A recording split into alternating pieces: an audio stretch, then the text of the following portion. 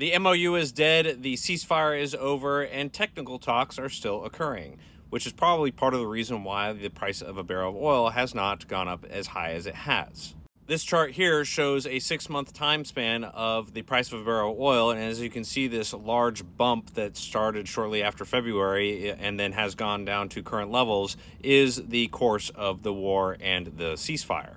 During that time, we have severely degraded Iran's capability to conduct any kind of military activity whatsoever, reducing their missiles down to probably about 1,000 at this point.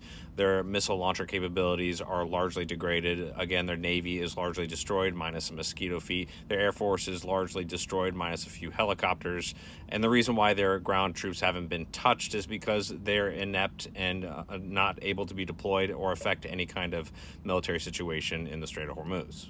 Now, also during that time, the world learned to adjust and to alter the modes of getting oil, gas, and fertilizer. And so now you see an increase in Brazil production, in UAE production, in U.S. production, and a decrease in demand specifically from China by, I think, a full third. So China is actually playing their part as well in all of this to try and get the situation of the Strait of Hormuz under control and normalized and away from the extreme IRGC.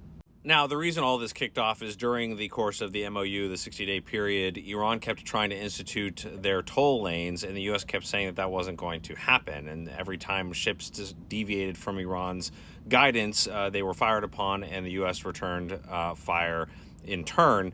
And for every one ship hit, we would strike 10 or 20 of their targets. And in this most recent spat, Iran struck 3 ships, and so we struck over 170 targets, probably upwards of 200.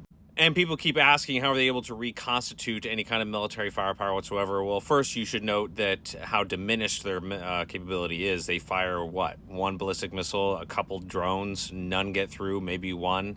This is a small example of what they used to be able to muster prior to the war. On top of that, you have to take into context their large underground facilities where they housed, and there's plenty of video footage out there to show this, housed numerous missiles, launchers, speedboats, and so they are having to dig them out and redeploy them. And all this is doing is providing new, fresh targets for the U.S. to strike. On top of that, we've ratcheted it up and struck important railway networks out of Iran that supported supply runs from Russia and China. So we're further isolating Iran's capability of any type of movement in or out of their country for the purposes of their resources. And what's also gone largely underreported is the Kurdish rebels, the Iraqi Kurdish rebels, are causing issues in the mountains on the border of Iraq and Iran for IRGC forces as well. And so Iran is not in a good place. Now, the next step is, of course, Trump's decision. He could easily reinstitute the blockade. There are 2 carrier strike groups in the region with over 20 destroyers thereabouts, and it's very easy to reinforce that. In the meantime, some oil is still allowed to escape the Strait. On top of that, there is certain monetary pressures. Some ships and countries are deciding to go through Iran's toll lane because it's actually cheaper than to pay the overpriced insurance out of the Lloyd's of London. And so London is also raking in the money, but they've also reached their limit on this as well. And so why people desire certainty and want a return to normalcy, I don't think they understand what they're asking, because what they are asking for is a return to a world where the IRGC have some sort of power and influence over the world like they did before, and maybe even more so if they were given enough time and space. And I don't understand this desire to allow this to occur. That world we had before was, first of all, untenable. We were going to eventually come to this point regardless. But on top of that, why are you siding with the IRGC?